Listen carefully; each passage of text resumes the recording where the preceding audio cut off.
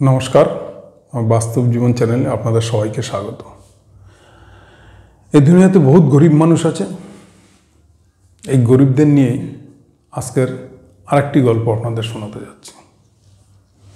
বহু মানুষ আছে আত্মীয়তা রক্ষা করতে গিয়ে শেষ হয়ে যাচ্ছে। বহু গরিব মানুষ আত্মীয়তা রক্ষা করতে গিয়ে নিজে শেষ হয়ে গেছে। কিভাবে শেষ হয়েছে তার কয়েকটি উদাহরণ দিচ্ছি। অনেক মানুষ আছে অন্যের উপরে নির্ভরশীলতা হয়ে পড়ে। কীরকম? ফ্যামিলির মধ্যে কেউ যদি দাদা ভালো চাকরি করে তো ভাই দেখবেন পাড়াতে কলার উঁচু করে চলে, আমার দাদা ভালো চাকরি করে, আমি তার ভাই, কোনো ব্যাপার না, মাস গেলে হাত খরচাটা পেয়ে যাই, আর কি, কোনো ব্যাপার না। এই করতে করতে একটা সময় পার হয়ে গিয়ে সে বেকারত্ব জীবন কাটায় এবং ওই দাদাও তাকে দৌড়চাই করে দেয়।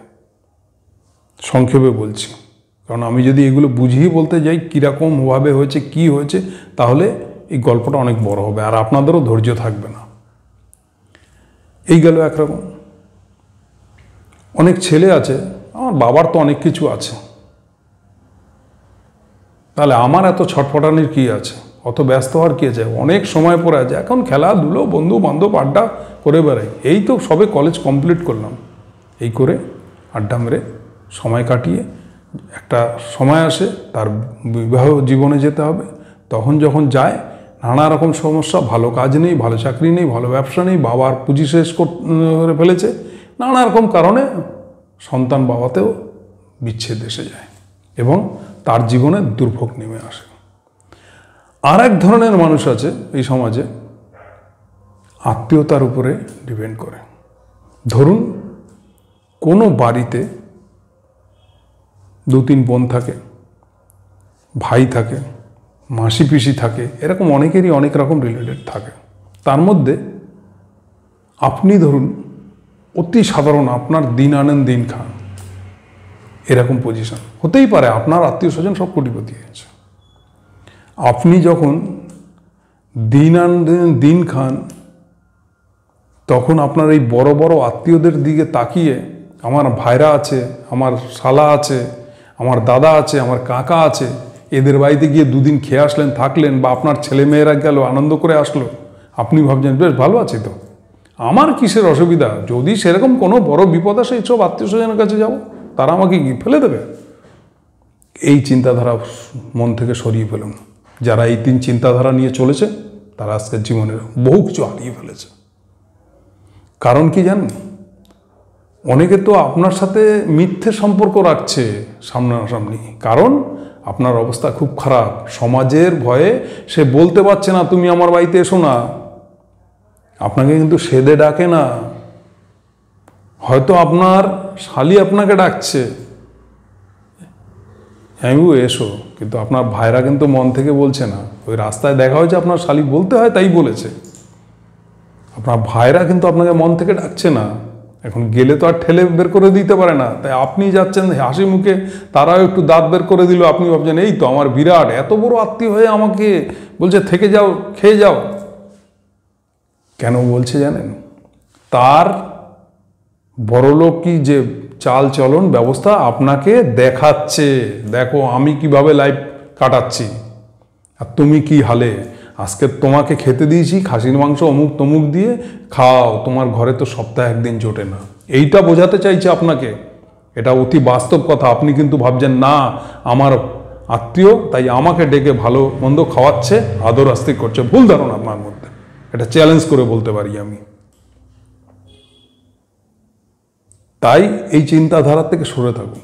এবার ধরুন আপনার আত্মীয় বলল আপনাকে আমরা শিলিগুড়ি যাচ্ছি, তোমাকে যেতে হবে, আমরা দার্জিলিং যাচ্ছি বা গ্যাংটক যাচ্ছি, যেতে হবে, আপনার কাছে টাকা নেই। ওই আত্মীয়র বাড়িতে তো গিয়েই মাঝে মধ্যেই আপনি নাচানাচি করেন, আপনি কি করলেন, তার থেকেই সে বললো আমি ধার দিচ্ছি কিছু, এবার আপনি কি করলেন, লজ্জার খাতিরে আর এক বন্ধুর থেকে ধার নিলেন, নিয়ে 20,000 টাকা নিয়ে ঘুরে আসলেন। আপনার তো মাসে ইনকাম নেই 20,000 টাকা, আপনি ওই আত্মীয়র কথায় 20,000 টাকা খরচা করে আপনি ঘুরতে গেছেন। এবার ওই 20,000 টাকা শোধ দিতে আপনার জান বেরিয়ে যাচ্ছে। ভাবলেন কি করলেন আপনি? আত্মীয়তা রক্ষা করতে গিয়ে তার সামনে নিচু হতে চাইলেন না, তাকে কষ্ট কথা বলে আপনি বললেন না যে না ভাই আমার এই অবস্থা, আমি তোমার সাথে যেতে পারবো না, যেদিন অবস্থা আমার ফিরবে আমি সেদিন যাব। আপনি কিন্তু সে কথা বলেননি মুখ লজ্জায়। না বলে আপনি কি করলেন, তার সম্মান রক্ষার্থে আপনি নিজে তার পাল্লায় পরে আপনি নিজের সর্বনাশ করলেন। দ্বিতীয় কথা, ধরে নিন আপনার ওই আত্মীয়র মেয়ের বিয়ে, ভাইয়ের বিয়ে, যাই হোক, না আমি তো ভাইরা হই বা আমি তো কাকা হই, আমি তো জেঠু হই, অত বড় লোকের মেয়ের বিয়ে বা ছেলের বিয়ে, আমাকে একটা সোনার জিনিস দিতে হবে।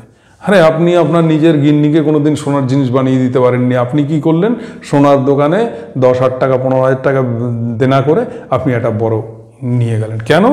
আপনি এটা ভাবছেন আমাকে আপনি রেসপেক্ট পাবেন, আপনাকে মাথায় তুলে রাখবে।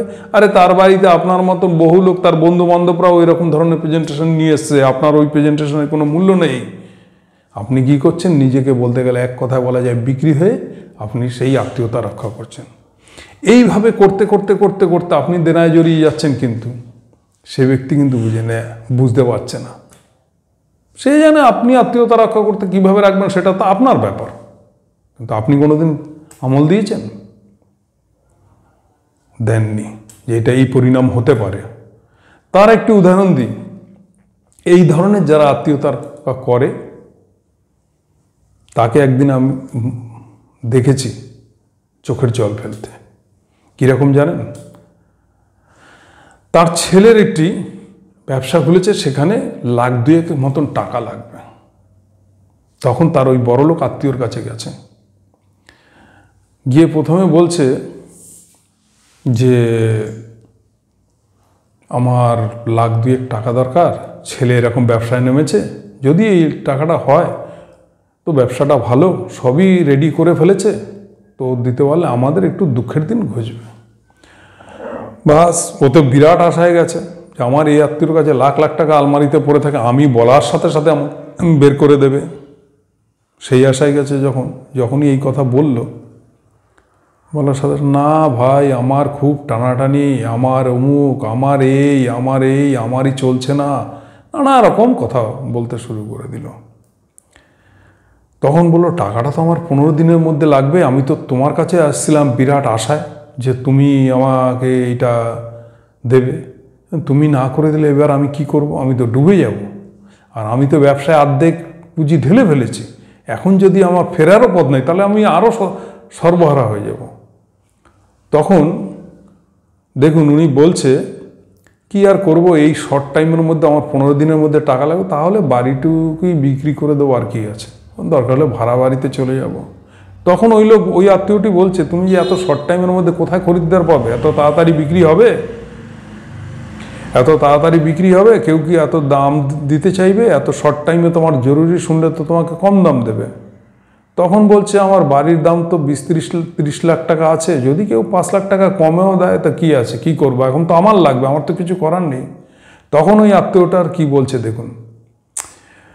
দেখো তাহলে তোমার বাইরের লোকের কাছে বিক্রি করার কোনো দরকার নেই, সেরকম যদি হয় আমার আইটি ফাইল রয়েছে, আমি তাহলে একটা লোন করে নিয়ে তোমাকে আমি 25 লাখ দিয়ে দেবো, যদি খুব সমস্যা হয় তাহলে আমার কাছে এসো, আমি 25 লাখ টাকা লোন করেও হলো, শত হলেও তুমি আমার আত্মীয় আপনজন, আমার তোমার পাশে দাঁড়ানো উচিত, তাই আমি তোমার পাশে দাঁড়াবো, দরকার হলে আমি লোন করে তোমার বাড়িটি কিনে নেব। বুঝতে পারছেন এর মানে? আরে ওরকম 25 লাখ তার ব্যাংকে পড়ে আছে, এখন তো এটা বলতে পারছে না সরাসরি যে আমি 5 লাখ কম দিয়ে ওখানে ব্যবসা করে নেবো, তোমার বাড়িটা 30 লাখ টাকার বাড়িটা 5 লাখ টাকা কমে কিনে নিয়ে আমি পরে দরকার হলে 32 লাখ টাকায় বিক্রি করে দেবো, সেটা তো সরাসরি বলতে পারছে না, তার জন্য ঘুরিয়ে বলছে। ভেবে দেখুন, এর নাম আত্মীয়। তা আত্মীয়তা কখন থাকবে? আপনি যেরকম আপনি সেরকম চলুন, আপনি যেটুকু পারবেন সেটুকু করুন, তার থেকে অধিক কিছু করতে যাবেন না। এবং প্রকৃত আত্মীয় কিনা আগে তাকে পরীক্ষা করুন যে আপনার সমস্যায় তার পাশে দাঁড়াবে কিনা, তারপরে আপনি তার পাশে গিয়ে দাঁড়ান, এবং যেটুকু আপনার দ্বারা সম্ভব দাঁড়ানো ততটাই দাঁড়াবেন, তার থেকে অধিক নেমে কিছু করবেন নিজেকে শেষ করে দিয়ে পরে আপনাকে অসুর জলে ভাসতে হবে। এর জন্যই একটাই কথা, আপনার অকাত যদি থাকে তাহলে মানবিকতার খাতিরে আপনি কাউকে হেল্প করুন। আপনি ওই ব্যক্তি, আপনার ওই আত্মীয়র মতন আপনি হবেন, আমি এটা চাই না। ওই আত্মীয় আপনার পাশে দাঁড়ানো উচিত ছিল, এটাই আমি বলবো। কিন্তু যখন দেখছেন দাঁড়াচ্ছে না, আপনার আত্মীয়, আপনার যদি ক্ষমতা থাকে ওরকম, তাহলে আপনি দাঁড়াবেন, আত্মীয়তা করবেন, আত্মীয়তা রাখবেন, ভাই ব্রাদার বন্ধু বান্ধব আত্মীয় স্বজনের পাশে দাঁড়াবেন যতটা পারবেন, আপনার যদি সম্বল থাকে। কিন্তু সম্বল না থেকে নিজেকে পাল্লায় সমান রাখতে গিয়ে নিজেকে বিক্রি করে দিয়ে আপনি আত্মীয়তা রক্ষা করবেন, আপনি সর্বহারা হবেন, কেউ থাকবে না আপনার পাশে। দেখবেন আপনার দুর্দিনে আপনাকে পরিচয় অবধি দেবে না, কারণ সে হাইফাই ব্যক্তি, সমাজের বুকে বলবেও না বাইরে যে ওটা আমার ভাইরা হয়, ওই যে ভ্যান চালিয়ে যাচ্ছে। তাই এরকম আত্মীয়র থেকে দূরে থাকুন। যদি গল্পটি ভালো লাগে আমার চ্যানেলটিকে লাইক সাবস্ক্রাইব করে দিয়ে পাশে থাকার চেষ্টা করুন।